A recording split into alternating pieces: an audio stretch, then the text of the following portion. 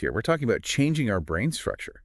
That's wild. Yep, the more we think certain things, the stronger those connections in our brains get. And that can change our behavior, our habits, even how we see the world. Okay, now that's seriously trippy. So if we, like, consistently focus on positive, powerful thoughts, we're basically training our brains to create a reality that matches, right? Exactly. And that's where the whole practical side of manifestation comes in. Both podcasts give us some frameworks to actually put these ideas into action. So it's not all about, like, wishing on stars and hoping for the best. Nope, not at all. One podcast broke it down into 5 clear steps, starting with figuring out exactly what you want. Right, so being specific, like instead of wishing for more money, I should be clear about like how much and what I do with it. Yep, the more detail, the better. It's like the more focused your vision is, the more you can focus your energy and intention. And that helps with rewiring those brain pathways we were talking about. Right. Okay, that makes sense. So what's next after we've figured out what we want? Step 2 is all about believing it's actually possible. So mindset is key here. For sure. You got to genuinely believe you can achieve what you want, even if it seems crazy right now. Makes sense. Because if you don't even think it's possible, your brain won't even try to make it happen. Exactly. Our beliefs are like filters, you know? They either let in possibilities or they block them. Believing in yourself is huge for manifestation. Okay, starting to see how the pieces fit together. So we define our desires, we cultivate belief, then what? Step 3 gets super interesting. It's about aligning your energy with what you want. Okay, now we're getting a little woo-woo. What's aligning your energy even mean? Think of it like tuning a radio to the right frequency. It's about getting your emotions and vibes to match what you're trying to attract. So if I want something positive, like an awesome career, I need to feel like joy, excitement, and gratitude. Exactly. It's about feeling like you already have what you want, even before it shows up in real life. This is where it gets tricky for me. Like, thinking positive thoughts, I get that. But how do you actually control your emotions and vibrate at a certain frequency? It sounds kind of out there. Yeah, I get it. But one podcast gave some practical tips like gratitude journaling, visualization, and surrounding yourself with positive stuff. So, like, creating a whole environment that supports those good vibes and beliefs. You got it. It's about being aware of what you're feeding your mind and body. This is starting to click, I think. So we clarify our desires, cultivate belief, align our energy. What's next? Step 4 is where we move from thinking to doing. This is where we take inspired action. Hold up. So it's not enough to just sit around visualizing. We got to actually do something. Yep. Manifestation isn't passive, but the key is inspired action. What's the difference between regular action and inspired action? It's about doing stuff that feels right, that you're passionate about, stuff that brings you joy while moving you towards your goals. So no forcing myself to do stuff I hate. It's about finding opportunities that excite me and get me closer to what I want. Bingo! And a lot of times when you're really aligned with your desires, the right opportunities just show up. Like when you're looking for an apartment and suddenly you see 4 rent signs everywhere. Yeah, exactly. It's like by focusing on what we want, we become more aware of the chances already around us.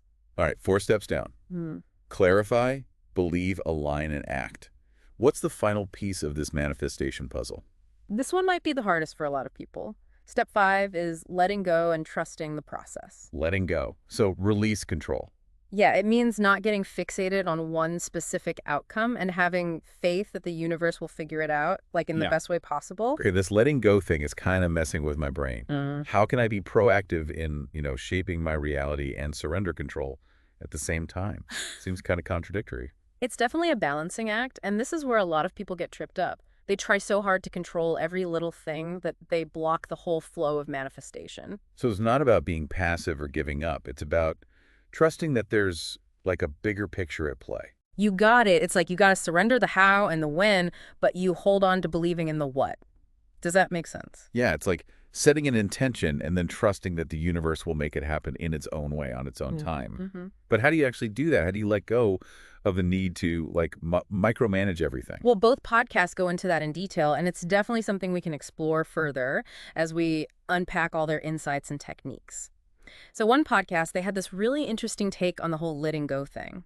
Oh, tell me. They were saying, our fear of not having that scarcity mindset, it can totally mess up our efforts to manifest. Yeah, I can see that. It's like we're so scared of not getting what we want that we like cling too tightly. Exactly. And all that tension, it can actually block things from happening. So it's kind of like a self-fulfilling prophecy in reverse. Yeah, kinda. So the trick is to shift our focus away from that fear, away from scarcity. So like towards trust and abundance. Yes, to really believe that the universe is full of abundance, that there's always enough to go around.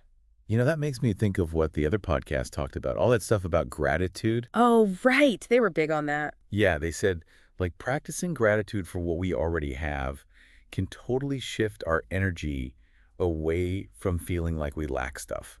And that makes a lot of sense, right? Because gratitude is like the opposite of fear. Yeah, when we're busy being thankful for what we do have, we're less focused on what we don't. Exactly.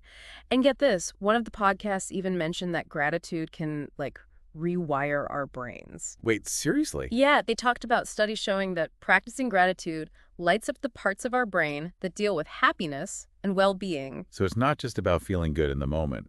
Like, we're actually changing the structure of our brains. Yep. It's like we're training our brains to, like, automatically look for the good stuff, focus on the positive. Okay, this is blowing my mind. So it all ties together, right? Our thoughts, beliefs, emotions, actions, and then like surrendering control and trusting the universe. It's all part of the same, like, cosmic tapestry. Love that. But, weaving all those threads together, that can't be easy. Definitely not. Both podcasts talked about how people make mistakes along the way. Like what kinds of mistakes? Give me the dirt. Well, impatience is a big one. We're so used to instant gratification these days, So it's easy to get discouraged when things don't happen right away. Yeah, it's not like ordering something on Amazon and expecting it on your doorstep tomorrow. Huh, right. Manifestation, it's more like planting a seed and then, like, patiently nurturing it until it blooms. Okay, patience is key. What else trips people up? Another big one is focusing on what's missing. Like, when we constantly think about what we don't have, we actually attract more of that lack into our lives. It's like what you resist persists or something. Totally. The more attention we give to our fears and insecurities, the more power we give them. Makes sense. One podcast had this cool analogy. They said, our brains are like magnets. Ooh, I like that. Yeah, and what we focus on is what we pull towards us. So if we're always thinking about what we don't want, we're basically sending out a signal that's like, give me more of that. Whoa. But, okay, if we can, like, flip the polarity of that magnet by focusing on what we do want, that's pretty powerful, right? Exactly. Instead of obsessing over debt, focus on financial goals. Instead of feeling lonely, focus on the qualities you want in a partner. So it's a conscious choice to focus on creation, not avoidance. You got it. And that brings us back to something we touched on earlier, the whole self-doubt thing. That pesky self-doubt. It's like a manifestation killer. For real. If we don't believe in ourselves, how can we expect the universe to? Right, it's like trying to build a house on a foundation of sand. Exactly. It's just not going to work. So how do we fight those doubts? Both podcasts actually mentioned affirmations. Affirmations, those positive statements you repeat, they always seem kind of cheesy to me. I know, right? But there's actually some science behind them. Oh, really? Tell me more. One podcast said that repeating affirmations can actually reprogram our subconscious minds.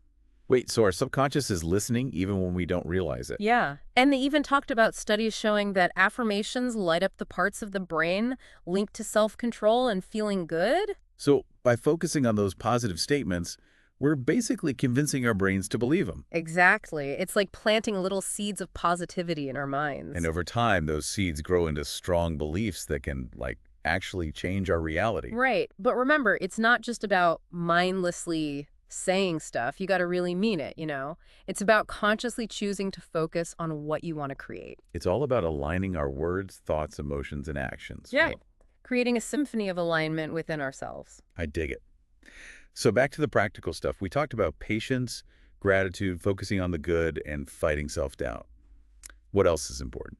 Both podcasts were really big on taking action. Like, we can't just sit back and wait for our dreams to fall into our laps. Right. Got to meet the universe halfway. But didn't we already cover that with the inspired action step? Yeah, true. But both podcasts also talked about something else that's super important. Being open to receiving. Open to receiving. Like, what does that even mean? It means being willing to accept the good stuff that comes our way, even if it shows up in a way we weren't expecting. So it's not about clinging to one specific vision of how things should go. It's about being flexible, being open to different possibilities. Yes. Sometimes the universe has its own way of giving us what we want and might look totally different than what we pictured. Like when you're looking for a certain type of car, and then you end up finding an even better one you didn't even know existed. Exactly. And if we're too stuck on our original vision, we might miss out on those even better opportunities. So it's about being open to surprises, to things happening in unexpected ways, to those like random detours that might lead us to something even more amazing. Right. It's about trusting that the universe has got our back, even when things get a little messy. That reminds me of that story one of the podcasts told about their friend who was trying to manifest a new job. Oh, yeah. What was her story again? Well, she was doing all the right things, clarifying her desires, visualizing, taking action, the whole 9 yards, but nothing seemed to be happening. Oh, no, that's rough. Yeah, she's getting pretty discouraged. But then she decided to just, let go. She stopped obsessing over one specific outcome and just trusted that the universe had something better in store for her. And what happened? Well, a few weeks later, she ran into an old colleague at a coffee shop, just randomly. No way. Yeah, they started talking, and it turns out the colleague was working for a company that was looking for someone with her exact skills. Wow. What are the chances? Right. So she ended up getting the job. And get this, it was even better than anything she had originally imagined. That's awesome. What a perfect example of how letting go can open up all these unexpected doors. Totally. Like she had to let go of her tight grip on that one specific vision to let something even better come into her life. Exactly. It's a good reminder that sometimes the best things happen when we least expect them. So, her story gives me hope, Yeah. manifestation isn't just about getting what we want. It's about being open to something, I don't know, bigger. But I got to be honest, this letting go thing still kind of mystifies me. Yeah, it's a total paradox, right? Like, be proactive, set intentions, take action, but then also, surrender control and trust the process. Exactly. How do you even, reconcile those two things? They seem totally opposite. Well, one of the podcasts had a good way of putting it. They said it's not about being passive, it's about shifting from forcing to allowing. Forcing to allowing. Okay, I like that. Sure. So it's not about, making the universe do what we want. It's more about, aligning ourselves with how things naturally flow. Yes. It's about recognizing that we're not in total control, and that's actually okay. In fact, surrendering to something bigger can be, super freeing. Makes me think of that saying, let go of the oars and let God row. Yeah, exactly. And both podcasts were really clear that letting go isn't a one-time thing. It's a constant practice. So you don't just, flip a switch and become a master of surrender. It's something you got to work at. Yeah, totally. It's about building deeper trust in ourselves, in the universe, in how our lives are unfolding. And you can build that trust by surrendering in little ways every day. Okay, so, how do we actually do that? What are some ways to practice letting go? One podcast suggested starting small, like letting go of the need to control, I don't know, traffic or the weather. Makes sense. If you can't even let go of something like traffic, how can you let go of, your big dreams? Right. It's all about practicing on the little stuff so you can, build up your trust muscles for the big things. I like that. The other podcast talked about mindfulness being important for letting go, too. Oh, yeah, being present. Yeah, they said when you're really in the moment, you're less likely to get caught up worrying about the future or dwelling on the past. Which is so important because, honestly, so much of our suffering comes from, focusing on what we can't control, But when we're present, we can be more open to, guidance and wisdom in each moment. So letting go isn't just about, detaching from outcomes. It's about detaching from our thoughts and feelings, too. Exactly. It's about realizing that those thoughts and emotions, they're not who we are. They're just, passing through. And when we can detach from them, we create more space for, peace, clarity, inspiration. This has been such a cool deep dive. I feel like we've explored so much, the science behind manifestation, the steps to take, and the whole letting go thing. Yeah, it's fascinating stuff. And what's really cool is that manifestation isn't just about creating a better life for ourselves. It's about making the world a better place, too. How so? Well, both podcasts talked about this idea that our thoughts and beliefs create a ripple effect. When we focus on positive things, we're not just changing our own lives, we're sending out positive energy that can affect everyone around us. It's like the butterfly effect, right? Right. Yeah, exactly. Even small changes can have huge impacts. And when enough people start aligning their energy with love, compassion, abundance, it creates a powerful force for good. So it's not just about personal growth. It's about, collective evolution. Exactly. And that's what makes it so exciting. We have the power to create a better world for ourselves and for future generations. That's incredible. Well, to everyone listening, keep exploring this whole world of manifestation. Try out the steps, practice letting go, and see what happens. Remember, you have the power to shape your reality. And hey, maybe even make the world a little brighter in the process. Thanks for joining us on this deep dive.